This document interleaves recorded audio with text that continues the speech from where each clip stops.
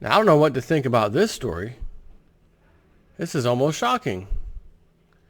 Remember Germany asked for its gold back like in 2012 or something, early 2013, or maybe it was 2012, and they're asking it back from the United States and London, and I think, was it Paris or something, was another place they had it. The massive amount was in the U.S. and London. And we told them, okay, we'll give it back to you, but it's going to take us like 7 years. Remember that? 2013 to 2020, 7 years. You'll see your gold in 7 years. We're going to give it to you at like 50 tons a year. And when the first year was due, we had given 5 tons. There was a little quirk, if you will. And then Germany ultimately said, let's just worry about this later. We'll figure this one out. And we didn't really hear much else about that. So that was kind of odd. We gave them 5 tons of their own gold when they should have gotten 50. And in reality, they should have gotten all of it, 600 and something tons or whatever it was. Excuse me. Oh, yeah, 366 tons. Let's see. 600, well, it says 673 total. Anyways, Zero Hedge has a quite interesting article. Bundesbank repatriates gold from New York and Paris faster than planned. Now that's interesting when you were supposed to be giving 50 tons a year back and you only gave 5. It's very interesting. And then it was like, well, I don't know if we really need the gold back yet. Let's look this over. And then it was like in limbo. Whatever happened? We're like, well, whatever happened with that? Well, I think we have an answer now.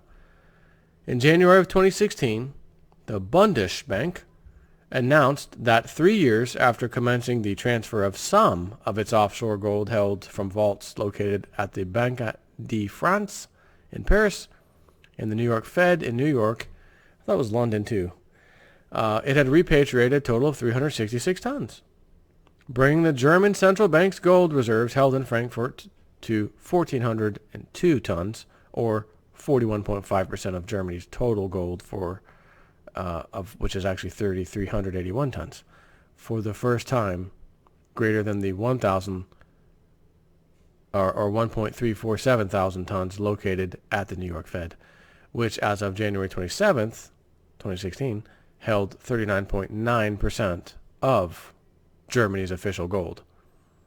So we still, at the Fed, which country still has someone else's gold? The U.S. We still have 40% of Germany's official gold. We still got it over here. It's kind of like it's both of ours. We'll just keep it over at my place. With approximately 1,403 tons of gold, Frankfurt has been our largest storage location, ahead of New York, since the end of last year, said Karl Ludwig Thiel, member of the executive board of the Deutsches Bundesbank. The transfers are proceeding smoothly. I guess after that 5-ton hiccup, you might say. The transfers are proceeding smoothly. We have succeeded in once again significantly increasing the transport volume compared with 2014. This means that operations are running very much according to schedule, he said last January. As a reminder, according to its gold storage plan unveiled in January 2013, the Bundesbank would store half of Germany's gold reserves in its own vaults in Frankfurt by 2020, which, by the way, is still scary to me. You still want only half your gold back. No, I think I'd like all of it back, to be honest with you. Which would necessitate a transfer to Frankfurt of 300 tons of gold from New York and all 374 tons of gold from Paris. It also meant that as of January, another 111 tons of gold from the New York Fed and 196.4 tons of gold from Paris remained to be transferred. The politically correct motives for the transfer, as well as the logistics and the mechanics behind it, were explained in March 2015 video released by the Bundesbank. The real reasons, however, is that following several reports on this website, Zero Hedge, which cast doubts on Germany's gold holdings. In late 2012, the German Court of Auditors demanded that the Bundesbank undertake an audit of its gold reserves. Specifically, the court wanted to ensure that the nearly 3,400 tons of gold, of which more than 2,000 tons held offshore, is in fact in existence, because stocks have never been checked for authenticity and weight. Never. You're going to hold my gold, and you're just going to... I'll pick up the phone every now and then and ask, is my gold still there? Sure is. I'm looking at it right now. Okay, thanks. Appreciate that. Not even that. No authenticity or weight. We never just... We've been told it's there. That's all we care about. The move to repatriate was only accelerate.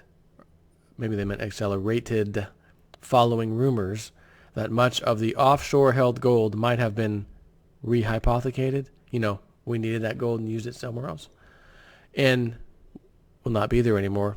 That it might have been melted down, leased, or sold. Ironically, at the time, Bundesbank board member Karl Ludwig Thiel told the Handelsblatt that these moves were a trust-building measure, and he tried vigorously to put the rumors about the missing gold to rest. Of course, repatriating your gold from foreign central banks is precisely the opposite of a demonstration of confidence. One might even argue, by the way, how long ago was it that we were at war with you? Not all that long ago. World war, mind you, not just a little war skirmish, a world war in which you were the enemy, Germany, according to our history books anyways, and we were your enemy. Now we're best of friends. We're going to hold your gold for you. Again, we'll just keep it over at my place. It's like it's both of ours. We'll just keep it at my house. What made matters worse is that at the end of 2013, the Bundesbank announced it had managed to repatriate only 37 tons of the total 700 tons scheduled for redemption, further spooking the local population and suggesting that conspiracy theories that the gold was missing were in fact accurate. As a result, following blowback from both the media and the public, the Bundesbank accelerated its activity and repatriated 120 tons in 2014 and then another 210 in 2015, implying that the Bundesbank's faith in its foreign central bank peers had declined in inverse proportion to the following accelerated redemption schedule as of January 2016. And it says, to be transferred by 2020, from Paris, 373 tons, and from New York, 300 tons. Total, 673 tons. And so far, 2013, 14, and 15, they've managed to get about half of that. So the rest of it still needs to be transferred according to this chart. Almost 1 year later, last Friday, Germany's Bild reported that in 2016, the Bundesbank has repatriated more of its gold than planned, as it moves toward relocating half of the world's second largest reserve at home. So I asked then, and I'll ask now, why all of a sudden do you want your gold back? Why did Hugo Chavez want his gold back? Why did some other countries also step up and say, we want our gold back? And Germany is, at least on paper, the number 2 largest holder of gold behind the United States. We are the largest, allegedly, followed third place by the IMF, which is shocking, isn't it? It's not even a country, and it's got the third most gold out of the entire world. All countries. IMF's number 3. Seems to me like them countries know what's coming in the future. Our currencies must be backed by gold. We must have some kind of fiscal responsibilities in actually budgeting a budget, following through a budget. And we must not get out of debt or get into debt out of control, because right now the worldwide debt to GDP ratio is somewhere between 2 and 3 times. So the debt is somewhere between 2 and 3 times that of GDP. How is it even possible to have a debt greater than the entire world's gross domestic product. It's not even possible. How do you get into that kind of debt without even having the money? The money has to exist first, doesn't it? Well, no, it doesn't. It's just accounting entries on the books of the central banks. So, in fact, we can create debt before the GDP is even there. And that's exactly what we've done across the world, not just in the U.S. Every single country is in the same boat. Fiat, unbacked currency, backed by nothing. And we've all printed to hell and back, bailed out our banks, everything else, just created this enormous amount of debt. So you know it has to end the same way for everybody. The debt has to be dealt with for everybody the same. And the solution's going to be gold, precious metals, backed currencies of the future. The fact that Germany has already started repatriating, and they're number 2 on the list of most gold held, and they're trying to get this done by 2020. Next year's 2017. We're getting close. Again, it seems to me like they already, of course, they know in advance, and they're going to have, for the new rules and regulations that will be coming out for the new currency or currencies worldwide, is that all member countries, you got your gold, you're going to have to hang on to your own gold. You can't have your gold in someone else's vault because we need to find out where your dollar stands against the rest of the world's dollars. And we can't have you telling us that it's somewhere else and trust us. We need it to be in your possession, verifiably for you and only you, not in some giant warehouse under Manhattan somewhere that has tons of gold bars that you can kind of say anybody at any given time owns them. If you need to say that GLD owns them, yeah, these are the GLDs. Someone else comes in from Germany to inspect their gold, yeah, these are yours over here. It's the same pile. Someone else comes from France. Oh, yeah, we got yours over here, France. Come over here. Pepe Le Pew, over here, please. Sir, this pile right here, see this one? Yeah, right here. This is yours. Happy? Okay, have a nice day.